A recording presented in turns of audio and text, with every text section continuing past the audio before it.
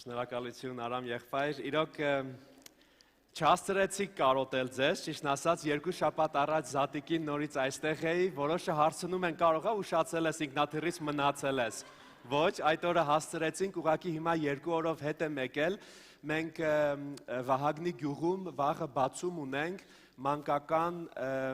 ռևալիդացիոն կենտրոնը հաշմանդամ հիվանդ երեխաների համար, որը կառուցվել է, ֆինանսավորվել է Նիդերլանդներից, մեր կողմից, մենք 3 ինքնաթիռով մի 50 հատ հոլանդացով եկել ենք, ուղղակի հոլանդացիներն արդեն գնացել են, որ պատրաստվեն վաղվան, ես ուզեցա անպայման ձեր հետ ծառայեմ, հետո կգնամ կմասնակցեմ եւ 3 շաբթի նորից հետ եմ վերադառնում Նիդերլանդներ։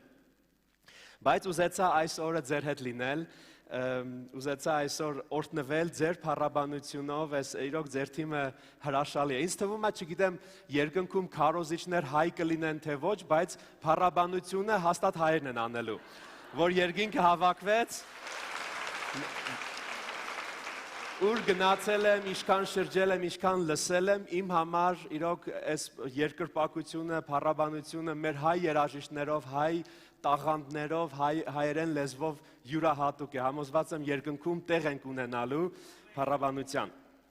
Քարոզիչներ չգիտեմ, ինձ թվում է մեր հայերը այդքան էլ չձգեն երկնքում, բայց լավ։ Ես խոսք եմ պատրաստել ձեր համար, չեմ կարծում ձեզ կզարմացնեմ Աստվածաշնչից մի տեքստով, ինձ թվում է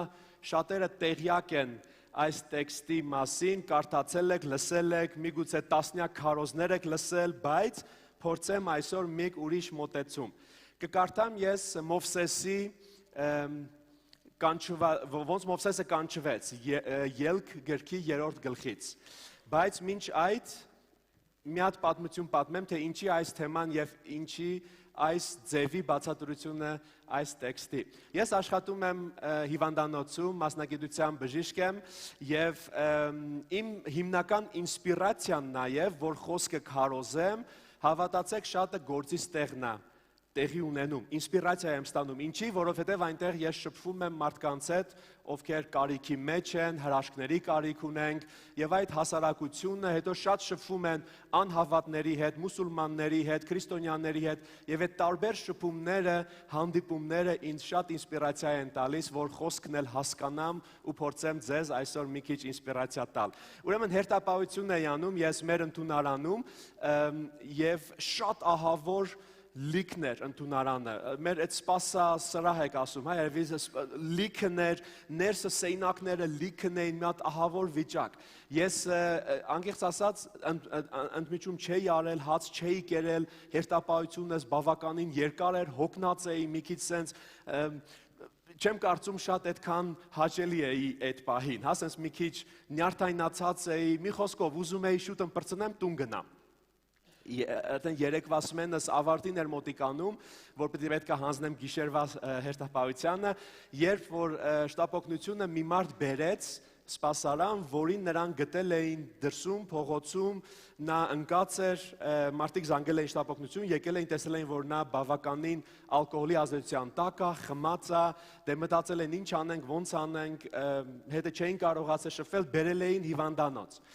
Ես հասկանում եմ, որ այդ մարդը կարիք ունի, մեծ կարիք ունի օգնության, բայց ես որպես շտապ օգնություն, որպես այդ ընդունարան, մենք չենք կարող իրան օգնել, իր խնդիրը շատ ավելի խորն է եւ շատ ավելի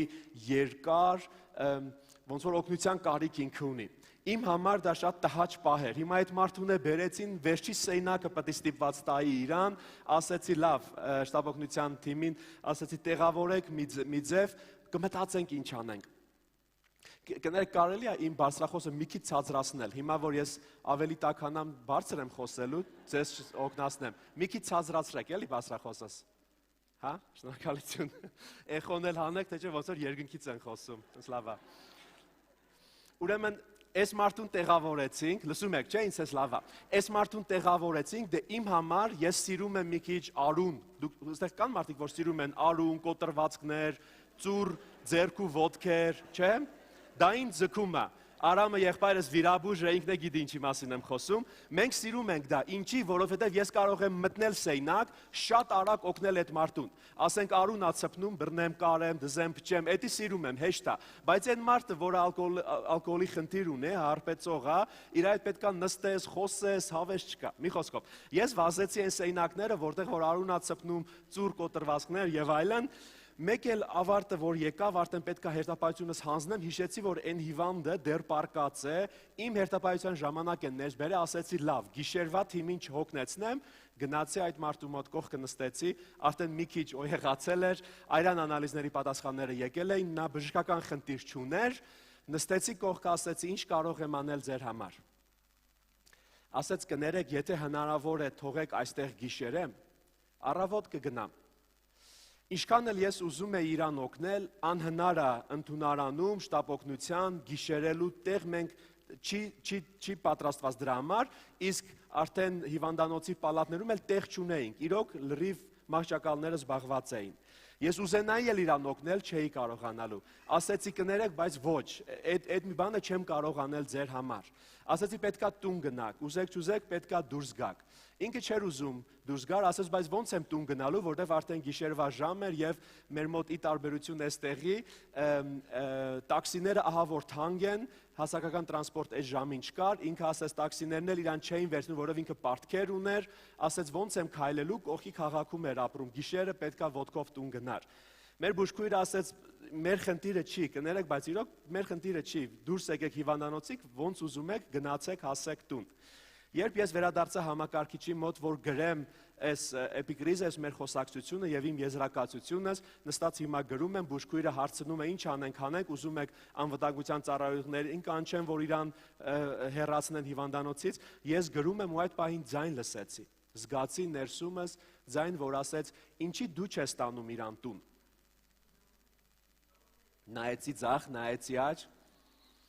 ասի իմ հետ չեն, ես տե չկամ։ Շարունակեցի գրելը, անկեղծ եմ ասում, նորից զգացի այդ ձայնը, ինչի դու չես տանում իրան տուն, քո հերթապահությունը ավարտվում է։ Մտածեցի կարող է Աստվածը հետս խոսում, բայց ոչ այսօր ես Սուրբ Գիրք շատ չեմ կարդացել, ընդհանրապես չեմ կարդացել, այսօր ես սոված եմ, ծառայում, ասեցի կարող է հալյուսինացիա եմ անում, չգիտեմ, իմ հետ գործ չունեք, ուզում եմ շուտով ավարտեմ, վերջակետս դնեմ ու գնամ։ Երրորդ անգամ զգացի այդ ձայնը եւ զգացի, որ եթե ես այս հարցում գործեմ ինչպես իմ բոլոր գործընկերները, ինչով եմ ես աղ եւ լույս։ Եթե ես չանեմ մի ուրիշ բան, ինչը որ հնարավորություն ունեմ ես այդ մարդուն օգնելու, եթե ես չգնամ այդ քայլին, ինչ իրավունքով եմ ես Կիրակի ծառայելու։ Այդ ձայնը ինձ ասեց, դու ոնց կարող ես Կիրակի բեմերից բղավել, թե մենք աղ ենք, ջուր ենք, լույս ենք, հույս ենք, այդ բոլոր լավ բառերը, բայց հիմա այս պահին, այս մարդու համար, ինչով ես դու ուրիշներից։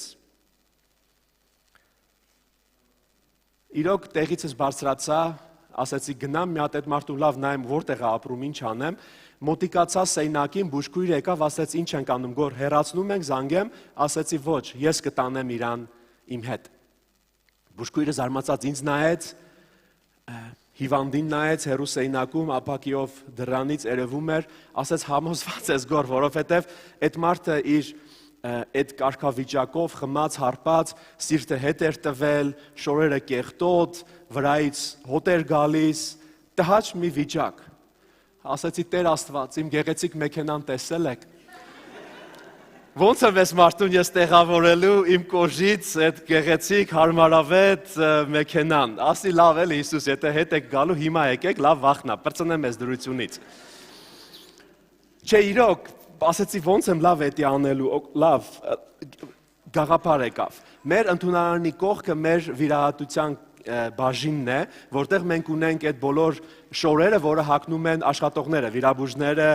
բուժքույրերը, մեր մոտ դա կապուտ գույնի է, ստերիլ ամեն ինչ։ Ասեցի եկեք փոխեք, բուժքույրերին խնդրեցի, որ իրան շորերը լրիվ փոխեն, իրա շորերը դրեցին են պայուսակների մեջ, ոնց մահացած մարդկանց ենք բանանում, դնում, ասես փակեցինք ստերիլ, որ ոչ մի բակտերիա դուրս չկա, իրան հագցրեցին կապուտ այդ վիրաբույժի շորերը, գլխարկ դրեցին, բրանը փակեցին, այդ մարդը իր կյանքի մեջ այդքան ստերիլ չի եղել, ես համոզված եմ դրանում։ Բայց ինքը հիմա պատրաստ էր նստել մեքենա։ Ես փոխվեցի, հանեցի իմ սպիտակ խալաթը, մոտեցրեցի մեքենաս մուտքի մոտ, ինքը դուրս եկավ իր պայուսակով, իր ամեն ինչով կարելի ասել, վիրաբույժի շորերով, նստեց կողքս։ Եվ երբ մենք լքեցինք հիվանդանոցի տարածքը եւ իմ հետևում փակվեցին դարպասները հիվանդանոցի, ես մի պահ զգացի, հիշեցի, պատկերացրեցի, որ հիմա գալացող 20-25 րոպեն, որ մենք մեքենայի մեջ ենք, ես իրա բժիշկը չեմ, ինքը իմ հիվանդը, մենք հիմա հավասար երկու տղամարդ ենք եւ մենք երկուսս էլ Աստծո կարիքը ունենք, եւ մենք երկուսս էլ մեղավոր ենք, եւ մենք երկուսս էլ նույն խնդիրներով ենք անցնում այս կյանքում, ու ես հասկացա, որ ինքը ուզի պետք է ինձ լսի, փախնել չի կարող, դուռը փակեցի մեքենայի, հիմա մտածեցի գալացող 25 րոպեն, մենք կարող ենք սրտից սիրտ շփվել այս մարդու հետ։ Ներքին հայլիս մեքենայի մեջի ես ուղեցի իրան, որ ինքը իրեն կարողանա տեսնել, ու հարցրեցի, ասեցի նայի հայլու մեջ, դու այս կյանքի համար ես ծնվել, հարց տվեցի։ Ինքը մոտ 45-50 տարեկան հոլանդացի տղամարդ էր, նա նայեց ինքն իրան, մի քանի վայրկյան լռելով, ու ես նկատեցի, որ նա սկսեց արտասվել։ Ասեց, բա ինչ անեմ, ասեց, կինս ինձ լքել է, կյանքի դժվարությունները սկսեց պատմել, ասեց, երեխաներիս չեմ տեսնում,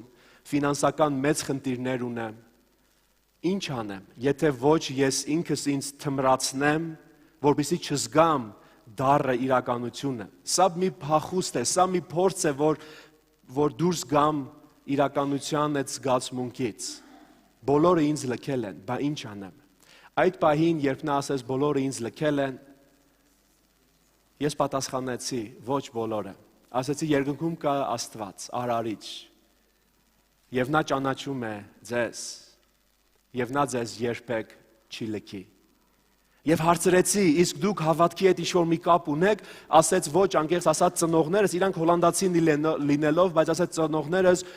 ավելի շատ բուդդիզմի կողմնակից էին, նրանք արևելյան այդ հավատքների, սպիրիտուալիտետների մեջ էին մտել եւ բուդդիզմ էին ուսումնասիրում եւ խառնա շփոթ մի այսպիսի վիճակ, բայց Քրիստոսի մասին նա ոչինչ չգիտեր։ Ու այդ պահին ոնց որ մի հատ sense սուրբ ջղայնություն եկավ վրես, եւ ես ասեցի Բուդդան մահացած է, մեռել է, գերեզմանում կա, կարող եք Բալիում գնալ տեսնել, բայց ասի Քրիստոսը կենդանի է, եւ ես սկսեցի պատմել Քրիստոսի մասին։ Հիմա ես ոգևորվում եմ ու մտածում եմ, լավ, ոնց մի քիչ ժամանակ ձգեմ, որ հասցնեմ ծննդոց գրքից մինչև հայտնություն ահագին բան կա պատմելու։ Հիմա կամաց եմ քշում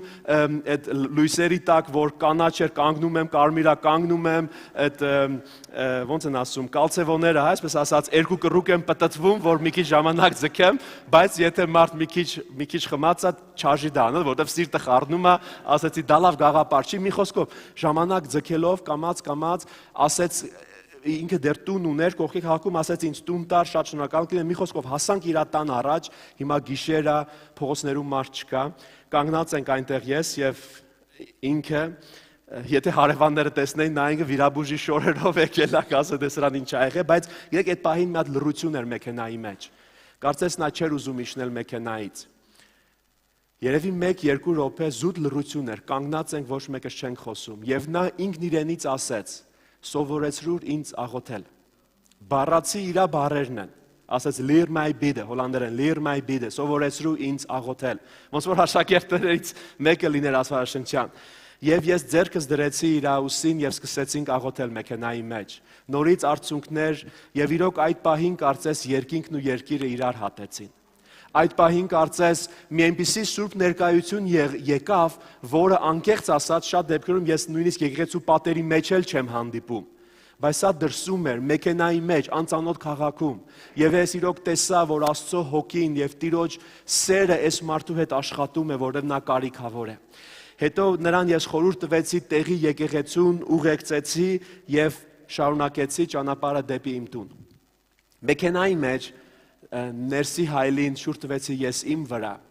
ու ես ինքս ինձ նայեցի, պատկերացրեցի, թե ինչքան քիչ էր մնացել, որ ես այս պահը բաց թողնեի։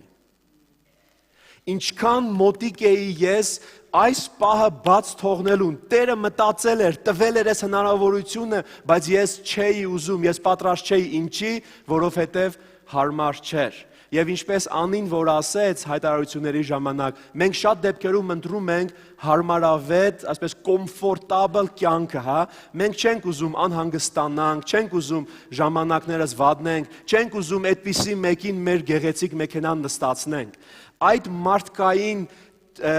ոնց ասեմ, խոչընդոտը, որի մեջ կար, համայրա փչացնելու էր, խանգարելու էր Աստծո գործը։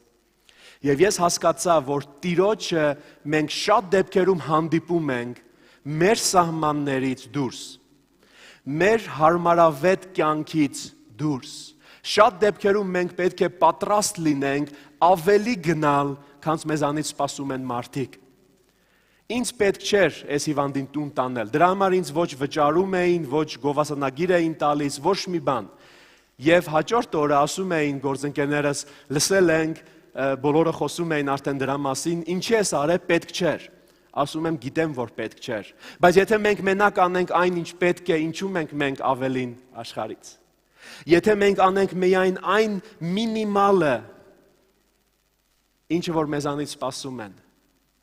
ինչպես կարող ենք մենք կիրակի քարոզել կամ Աստծո առաջ գալ։ Ես ուզում եմ այսօր պատմությունը պատմեմ, ինչպես Մովսեսը այդ կանչվածությունը զգաց եւ տեսավ իր սահմաններից դուրս։ Ելք 3 գլխի մեջ մի բառ կա, որը հայերեն Աստվածաշնչում չի թարգմանվել, բայց խորանանք տեսնենք ինչ է գրված։ Ելք գիրքը 3 գլուխ առաջի խոսքից կկարտամ։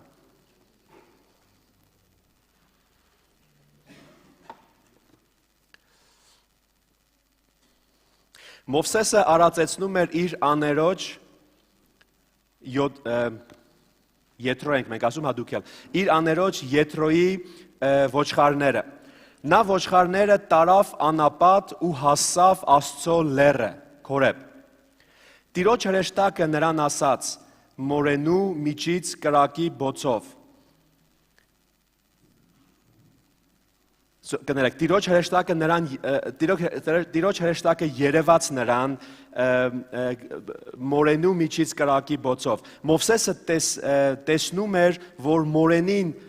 վառվում էր, բայց չէր այրում։ Եվ Մովսեսն ինքն իրեն ասաց. գնամ տեսնեմ այս մեծ տեսարանը, ինչպես է, որ մորենին չի այրվում։ Երբ Տերը նկատեց, որ Մովսեսը տեսնելու համար մոտ է գնում, մորենու միջից ձայն տվեց նրան ու ասաց. Մովսես, Մովսես։ Մովսեսը պատասխանեց. ինչ է։ Աստված ասաց. մի մոտեցիր այստեղ, կոշիկներդ հանիր քո ոտքերից, որովհետև այն վայրը, որ կանգնած ես դու, սուրբ հող է։ Եվ ավելացրեց. ես քո հոր Աստվածն եմ, Աբրահամի Աստվածը, Իսահակի Աստվածը, Հակոբի Աստվածը։ Եվ Մովսեսը շուռ տվեց իր երեսը, որովհետև վախենում էր նայել Աստծուն։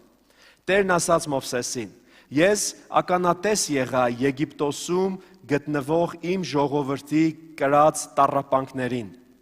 Լսեցի վերակացուչների պատճառով նրանց բարձրացրած աղաղակը, տեղյակ եմ նրանց վշտերին, և իջա, որ նրանց փրկեմ եգիպտացիների ձեռքից, այսքանը։ Մովսեսը 40 տարի իր աներոջ հոտը ոչխարներն էր արածեցնում։ Նա երբ որ փախավ Եգիպտոսից, սպանությունից հետո, նա ամուսնացավ եւ ապրավ իր աներոջ զոնքանջի տանը։ Դարավ տան փեսա, կամ ինչպես կասեր մեր հումորիստը,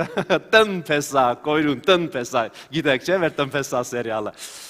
Այսինքն միգուցե դա նրա պատիժն էր, չգիտեմ, հիմա այդտեղ եղելոք փեսա էր, սուսուպուս բերանը փակ 40 տարի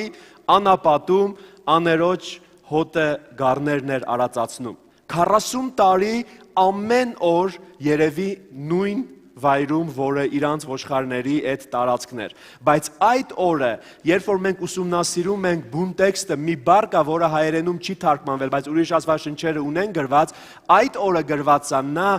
դուրս եկավ իր սահմանված հողից։ Այսինքն այդ օրը, չգիտես ինչի, նա դուրս եկավ այդ դաշտերից, որտեղ ինքը 40 տարի արածացրել էր իր ոչխարներին։ Այդ օրը, պատճառը մենք չգիտենք, ինքը որոշեց մի քայլ ավել գնալ եւ նոր հողեր մտնել։ Նա գնաց անապատի վերջը, նա դուրս եկավ իր սահմանված տարածքից եւ այնտեղ հանդիպեց Աստծո լեռը։ Ես ինձ հարց եմ տվել երբեմն, միգուցե Տիրոջը հանդիպելը իմ սահմաններից դուրս է։ Միգուցե Աստծո լեռը, որտեղ ես կլսեմ նրա ձայնը, նրա կանչը, նրա խոսքը, միգուցե դա իմ հարմարավետ աթոռից, տնից, գործից դուրս է։ Ինչքանով եմ ես պատրաստ ոտք դնել այդ անծանոթ տարածքը։ Եվ հետաքրքիրն այն է, որ երբ Մովսեսը եկավ այնտեղ, տեսավ այդ երևույթը, նա անտարբեր չանցավ։ Գիտեք, երբեմն Աստծո գործերը կարող են մեզ նույնիսկ վախեցնել։ Աստծո գործերը կարող են տարօրինակ թվալ մեր համար։ Միգուցե դուք եկեղեցի եկեք առաջի անգամ տեսել եք, լսել եք մեկը լեզուներով աղոթք անում, հոգով մկրտված վախենալու է, չէ՞, ամաչում ես հարևանիդ բերես, կասեն էս ով են, չէ՞։ Դե դուք չունեք տենց խնդիրներ։ Այսինքն երբեմն մարդիկ տեսնում են մի երևույթ, որը երկնային է, բայց մենք վախենում ենք դրանից։ Իսկ Մովսեսը ասես հələ գնամ տենամ ինչ կա։ Մոտիկանում է, որ տեսնի ինչ է կատարվում։ Մի քիչ պետք է մեր մեջ այդ հմտությունը, խիզախությունը, որ մենք չվախենանք, որ մենք չփախնենք եւ միանգամից չփագենք բոլոր երևույթները, ինչը մենք չենք ճանաչում։ Երբ նա մոտեցավ, Տերը ասում է՝ հանիր քո կոշիկները, որովհետեւ այս հողը սուրբ է նրա ներկայությամբ։ Հետաքրքիրն այն է, որ արդեն Մովսեսը իր հարմարավետ տարածքից դուրս էր եկել։ Դա արդեն նորություն էր նրա համար։ Եվ ես ավելացնեմ, որ անապատում Եգիպտոսի, չգիտեմ, կան մարդիկ, որ Եգիպտոս անապատ եղել են, կամ այդ Իսրայելի կողմերի անապատները, ահավոր շոկ է։ Եվ երբ որ անապատում ահավոր շոկ է, ավազը ահավոր տաքանում է։ Կան կենդանիներ, տեսել եք այն մողեսները, որ sense ոտերը բարձրացնում են, որ չվառվեն, տեսել եք, չէ՞։ Չեք տեսել։ 4 թաթանի մողեսները անապատում, որպեսզի ոտերը չվառվի, sense են հանում։ Մի րոպե, sense։ Ու իրանք հա փոխում են։ Հիմա ես փորձում եմ պատկերացնեմ, չէ, բայց ռեալ բան եմ ասում։ Երբ Մովսեսը հանեց իր կոշիկները, ոտերս լվացել եմ, չի հոտ գա։ Երբ Մովսեսը հանեց իր կոշիկները, ես պատկերացնում եմ, որ նա Տիրոջ առաջ այսպես է կանգնել, որովհետև ոտքերը նրա կվառվեն, ավազը տաք է, հարմար չի, շոկ է, սեղմում է, կոշիկները հանում է, լսում է, որ Տերն է, նա վախենում է, այսինքն այդ դրությունը երբեմն մենք մտածում ենք, հա ինչ լավ է, եկեղեցում գնամ, ես ինձ լավ զգամ։ Ճիշտ է, Աստծո մոտ, Քրիստոսի մոտ մենք մեզ լավ կզգանք, մենք կարողանանք մեր ծառավը գոհացնել, լսնել, բայց Տիրոջ մոտ նաև կարող է անհարմար լինի։ Նամանավանդ, երբ նա խոսում է ու կանչում է մեզ իր գործի համար, դա շատ վախենալու ու անհարմար պահեր կարող են լինել։ Եթե մենք ուզում ենք Տիրոջը մենակ հետևել ու ճանաչել մեր սահմանների մեջ, ապա դա նման կլինի նրան, որ երբ Սուրբ Գիրքը ասում է Տերը ստեղծեց մարդուն իր պատկերով, երբեմն մենք ենք ուզում Տիրոջը ստեղծենք մեր պատկերով։ Այսինքն մենք ունենք պատկերացում եւ Տերը պետքա դրա մեջ տեղավորվի։ Բայց ոչ, նա արարիչ է, նա Աստվածների Աստվածն է։ Եվ մենք պետք է պատրաստ լինենք դուրս գալ մեր սահմաններից։ Մենք պետք է պատրաստ լինենք Տիրոջ առաջ, չգիտեմ, ձեզ առաջ անկյուն կանգնացրել են թե ոչ մի ոտքի վրա, բայց որ մի քիչ անհարմար լինի, չէ՞։ Մենք պետք է պատրաստ լինենք։ Չէ՞։ Ինձ կանգնացրել են։ Ես եմ մենակ չարը եղել երևի։ Մենք պետք է պատրաստ լինենք։ Տերը երբ որ խոսում է Մովսեսին, նա ասում է ես տեղյակ եմ իմ ազգի տառապանքին։ Բայց 400 տարի Աստծո ժողովուրդը տառապում էր Եգիպտոսում, աղոթում ու աղոթում էին, չէին տեսնում ելք։ Ինձ թվում է շատերը մտածել են Տերը մեզ մոռացել է։ Շատերը մտածել են Տերը իր երեսը թեքել է մեզանից։ Շատերը մտածել են Տերը չի հետաքրքրվում, մեր հետ ինչ է կատարվում։ Բայց այստեղ Աստված ասում է, ես լսել եմ բոլոր աղոթքները։ Ես տեսնում եմ բոլոր տառապանքները։ Եվ ես լուծում ունեմ։ Ես իջա, որպեսզի իմ ժողովրդին փրկեմ։ Եվ ես կօգտագործեմ քեզ, Մովսես։ Դու պետք է դա անես։ Սիրելի Աստծո ժողովուրդ, Տերը տեսնում է մեր տառապանքները։ Տերը տեսնում է, թե մարդ ինչի միջով է անցնում, եւ նա իջել է, որպեսզի փրկի մարդկանց։ Եվ դրա համար նա օգտագործում է քեզ եւ ինձ, ինչպես եւ Մովսեսին։ Նրա պատասխանը տառապանքների ես ու դու ենք։ Եվ Տերը ասում է Մովսեսին, դու ես լինելու փրկության ես միջոցը, գնա Փարաոնի մոտ եւ ազատ արձակիր իմ ժողովրդին։ Եթե ես լսեի այդպիսի խոսքեր Տիրոջ կողմից, չգիտեմ դուք ինչպես, բայց դա շատ վախենալու հանձնարարություն է։ Եվ Մովսեսն էլ ասում է, Տեր, բայց 3 հարց է տալիս, եկեք այս հարցերին նայենք։ Ասում է, Տեր, ով եմ ես, որ գնամ։ Առաջի հերթին Մովսեսն ասում է, եկեք ռեալ նայենք, հա, կյանքին։ Ով եմ ես, որ գնամ։ Օտարության մեջ տնփեսա։ Այսինքն ոչ ունեցվածք ունի, ոչ պատիվ, ոչ բան, սուս ու փուս ոչխարը արածացնում, ասում է, Տեր, այդ ձևի առաջա դրանք տնփեսու համար, լավ էլի։ Ով եմ ես, որ գնամ, դա ռեալ հարց է։ Մենք պետք է սկսենք միշտ դրանից, գիտեք, պետք է իրոք Աստված կանչում է մեզ մեծ գործերի համար, բայց դա սկսվում է նաև այն փաստից, որ մենք որպես մարդ իմանանք, որ չգոռոզանանք, այլ իմանանք, Տեր, ով եմ ես, որ գնամ, դա ռեալ հարց է, բայց դրա պատասխանը կախված է նաև երկրորդ հարցի հետ։ Տերը ասում է, կարևոր չի այս հարցում, թե ով ես դու, կարևոր է, թե ով եմ ես, որ քեզ ուղարկում եմ, որովհետև դու իմ դեսպանն ես, դու իմ ներկայացուցիչն ես, տկար ես, հիվանդ ես, աղքատ ես, դառնացած ես, վիրավորված ես, ոնց էլ այս կյանքը ապրում ես, դու Տիրոջ դեսպանն ես, նա է քեզ ձեզ լիազորում, որպեսզի իր անունից շարժվեք եւ գնաք, ասում է Մովսես, կարևորը որ ես եմ քեզ ուղարկում, բայց հələ մի րոպե երկրորդ հարցը տանք այդ դեպքում, բայց ով եք դուք, չէ՞, լավ եք անում, որ ինձ ուղարկում եք, բայց որ ասեն ով է քեզ ուղարկել, ես ինչ ասեմ, եւ այդտեղ են հայտնի խոսքերն են, որ Տերը ինքն իրեն բացում է, ես եմ, որ կայի կամ եւ կլինեմ։ Գիտեք, երբ որ մենք շարժվում ենք այս կյանքում որպես քրիստոնյաներ, շատ կարևոր է, որ մենք իմանանք ով ենք մենք ու ոչ թե նայենք մեր տկարությանը, այլ նայենք, որ Աստծու մեջ մենք նրա դեսպաններն ենք, որ նա մեզ ընտրել է, որ նա մեզ տեսել է, որ նա ուրախանում է մեզանով եւ որ նա մեր համար ինքն իրեն բացել է որպես տերերի տեր, արարիչների արարիչ, որ նա միակն է, նա սկիզբն է եւ վերջն է, նա ասում է ես եմ եւ կամ եւ կլինեմ։ Հերիքա այս երկուսը, որպեսզի Մովսեսը գնա, այս երկու պատասխանները, ոչ, Մովսեսը մեր նման մարդ էր Մսից այրունից։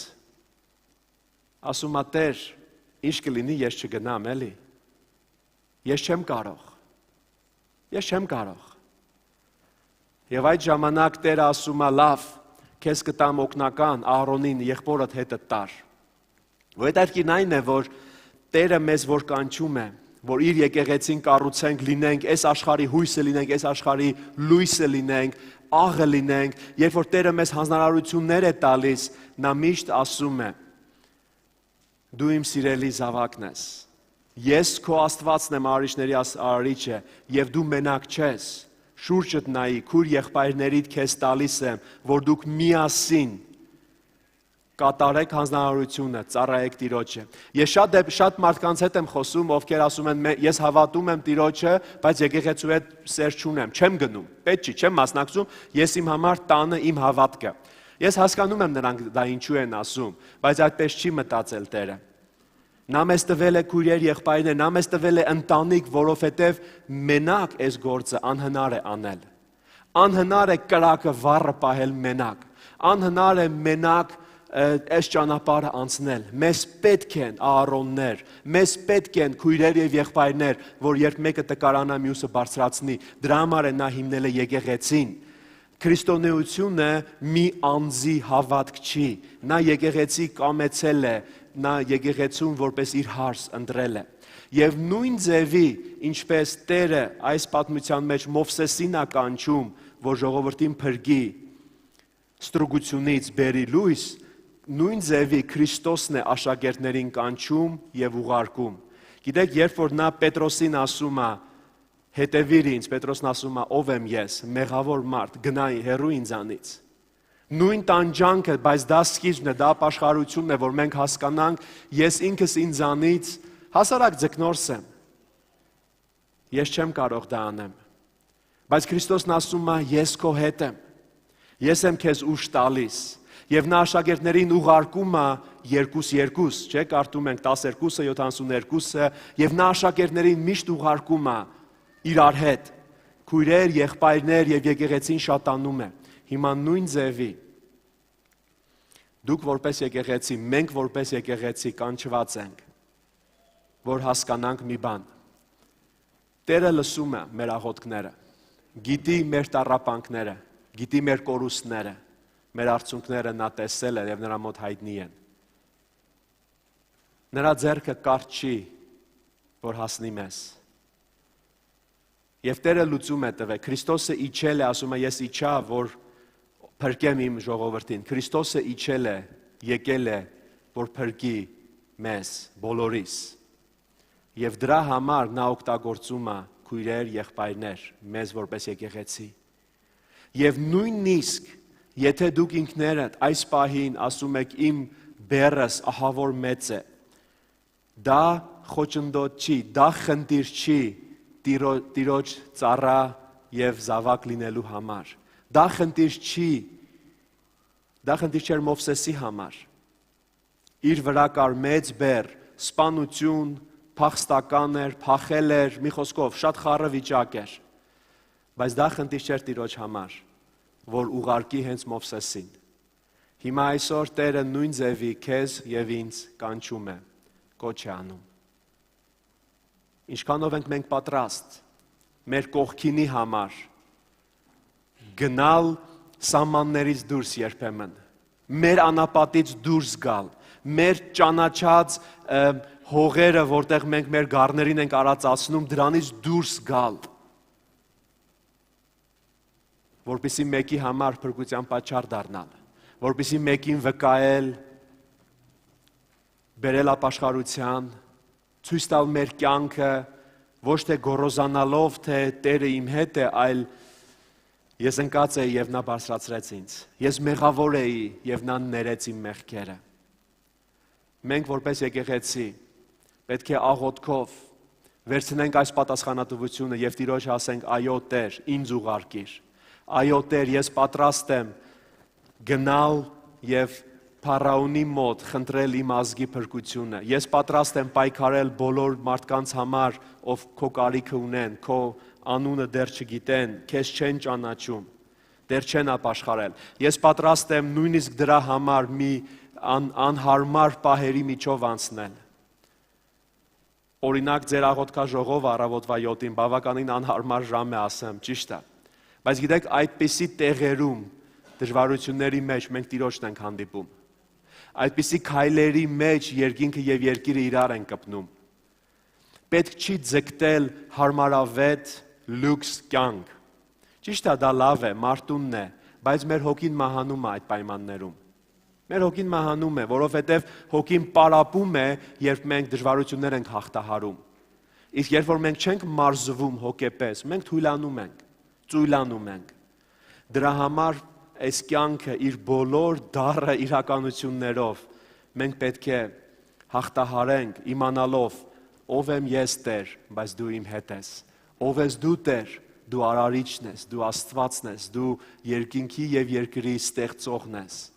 եւ ով է իմ կողքինը Տեր, ես մենակ չեմ, փառք Աստծո, ես ունեմ քույրեր եւ եղբայրներ,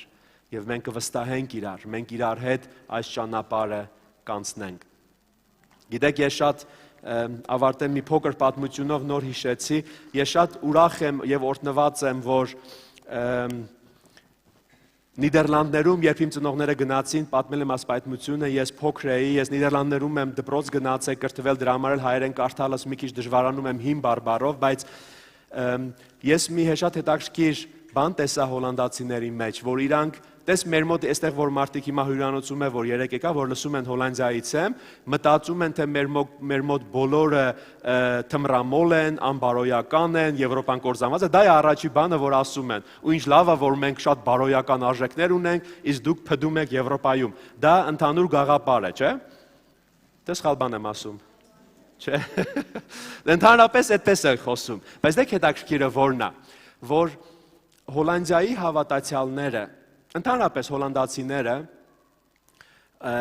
կողքինին հասնելու եւ Աստծուն հավատալու շատ ուժեղ խոր արմատներ ունեն։ Մի ժամանակ առաջ մի հայ ընտանիքի էին Նիդերլանդներից հանում, դեպորտ էին արել, գործերը փակ իրանց պետքա հետ ուղարկեին։ Եւ եթե ձգձգես չգնաս, կարան ոստիկանները գան տուն, ուղակի զուտ վեշերը հավաքում են, ճիշտ է, ցիվիլ ձևով, բայց տանում են օդանավակայան, հետ են ուղարկում։ Այս ընտանիքը ուզում էր մնալ Նիդերլանդներում։ Միակ ձևը,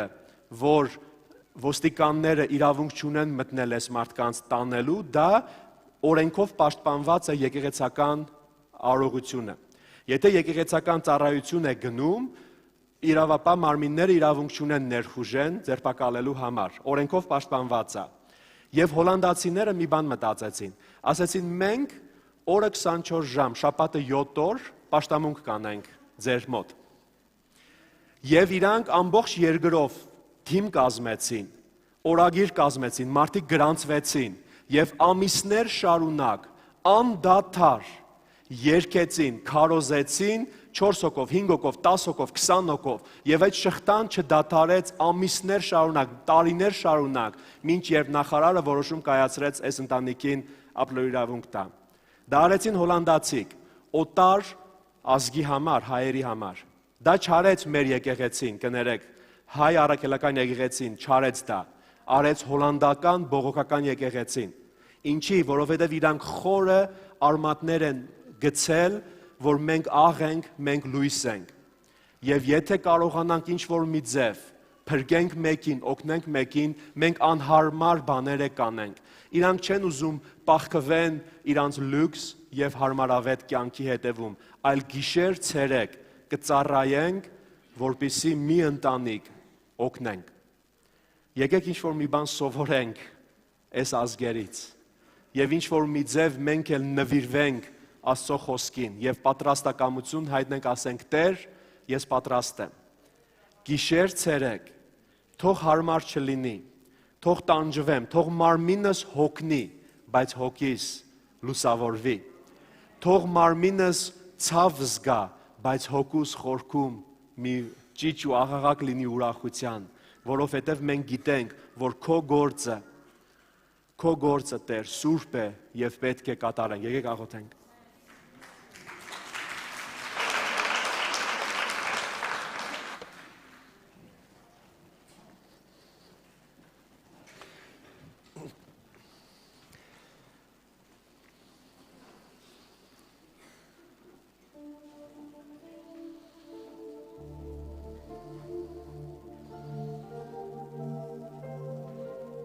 Այո, երկնային Հայր, իրոք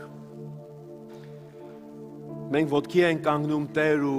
մենք կարող ենք զուտ լռել, ասենք ով եմ ես Տեր, իմ բոլոր մեղքերով, սխալներով, միգուցե դառնացած, հիասթափված, ով եմ ես Տեր, որ դու տեսար ինձ, որ դու լսեցիր իմ ձայնը, իմ աղաղակը, Տեր ով եմ ես, որ դու տեսար իմ տառապանքը, Բայց փառք ենք տալիս քեզ երկնային Հայր, որովհետև դու բարի ես եւ դու լսեցիր մեր աղոթքները, դու լսում ես Տեր մեր աղոթքը եւ իջար ներքև մեր նման մարդ դարար, մարմին ստացար Քրիստոս, որպեսզի ծառայես մեզ Տեր եւ որպեսզի հիմա էլ ուղարկես մեզ ասելով գնացեք իմ անունից, դուք իմ դեսպաններն եք։ Տեր դու մեզ լիազորեցիր, այն ուժը, որ քեզ գերեզմանից հանեց, նույն ուժը, նույն հոգին դու մեզ տվեցիր։ Դրա համար ես հիմա աղոթում եմ Աստծո ժողովուրդ, հիմա աղոթում եմ այս մեր մարմնի, որ մենք եկեղեցու մարմին ենք, մենք քո հարսի մարմինն ենք, Տեր։ Լինենք Նիդերլանդներում, թե այստեղ Հայաստանում, Տեր, մենք որպես քո ժողովուրդ, քո հետևորդներ, քո աշակերտներ, մենք այստեղ ենք եւ պատրաստ ենք ասելու քեզ, ուղարկիր ինձ փառավոնի մոտ։ Տեր, ուղարկիր ինձ, որ ազատեմ քո ժողովրդին, ուղարկիր ինձ, որ փրկեմ այն մեկին։ Տեր, թող դա հարմար չլինի, թող ես անքում գիշերներ ունենամ, եթե պետք է, Տեր, բայց անեմ քո գործը, քո սուրբ գործը, ուղարկիր ինձ։ Եկեք այդ աղոթքը անենք, պատրաստ լինենք, Տեր, մենք մեր ծնկների վրա էլ կչոքենք, փողոցը կանցնենք, նույնիսկ եթե փողոցում շուշա լցրած լինի, եթե այն կողմը մեկը կա, որը փրկության կարիք ունի։ Այս աղոթքը հոլանդացու մի աղոթք էր, որը մեծ կազմակերպություն էր հիմնել, արգելված երկրներում Աստվածաշունչ տարածելով։ Տեր, տուր մեզ այս հոգին, պատրաստակամությունը։ Հալելույա, Տեր։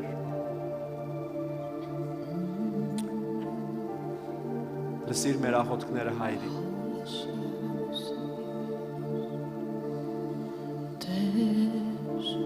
Դուր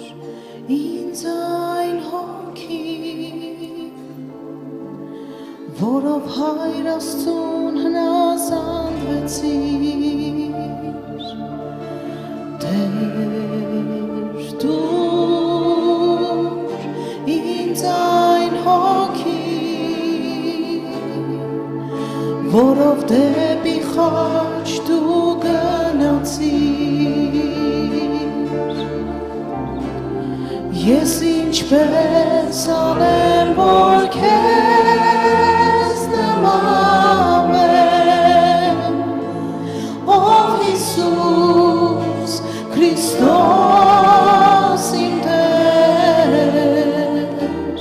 սուրբ խոսքովդ մաքրիր իմ հոգին,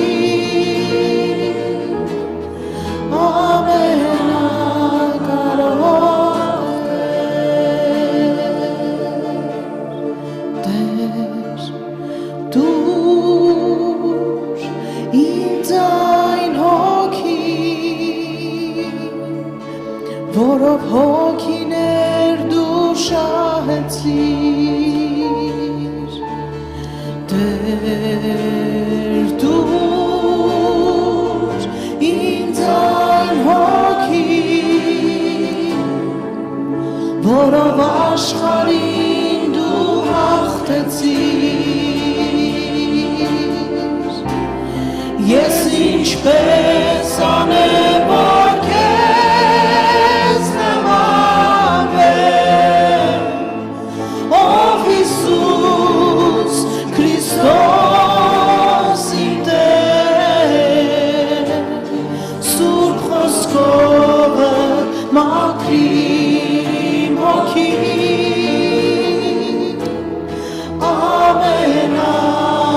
ամենակարող Տեր, դուր ինձ այն հոգին, որով մեղավորին սիրեցիր, Տեր, դուր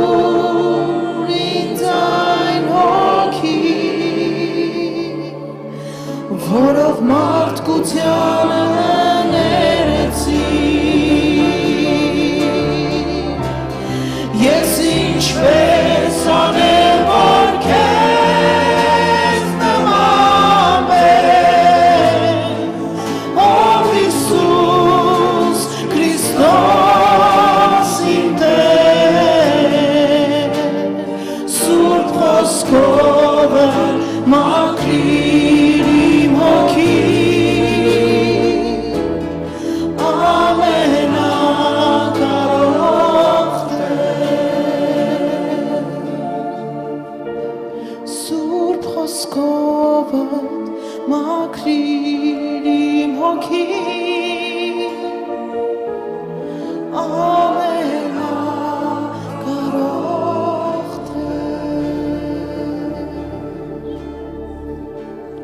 ուզում եմ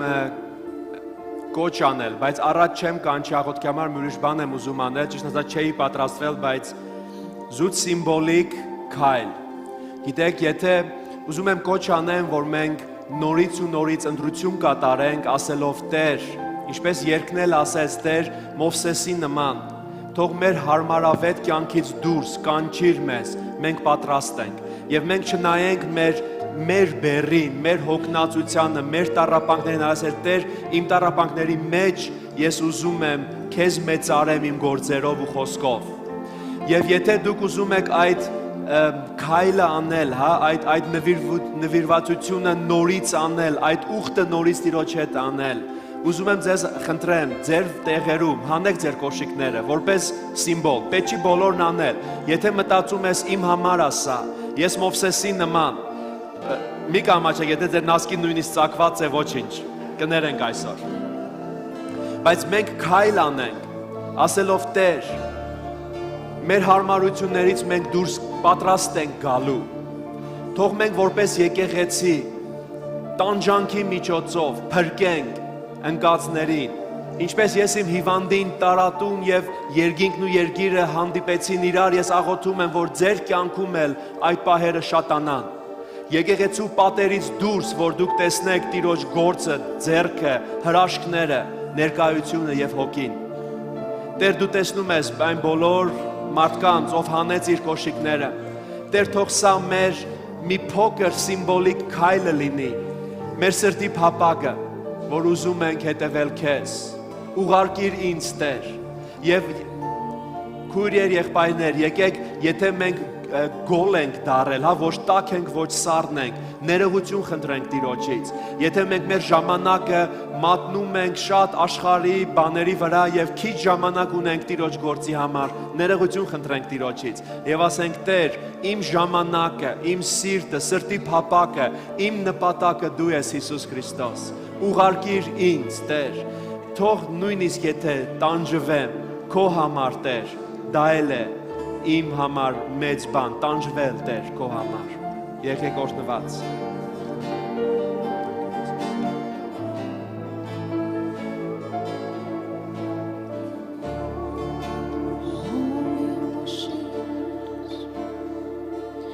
Քեզ նվիրում սիրտային, քեզ անցայում կյանքային, քեզ նվիրում սիրտային, քեզ անցայում կյանքային, միայն քեզ նվիրում սիրտային, ով Տեր, քեզ անցայում կյանքային, Տեր Հիսուս, քեզ նվիրում սիրտային, քեզ անցայում կյանքային, այն ինչ ուզում ես, այն ինչ կողանքն է իմ կյանքում, քեզ անցայում ամբողջովին, այն ինչ ուզում ես, այն ինչ կողանքն է իմ կյանքում, քեզ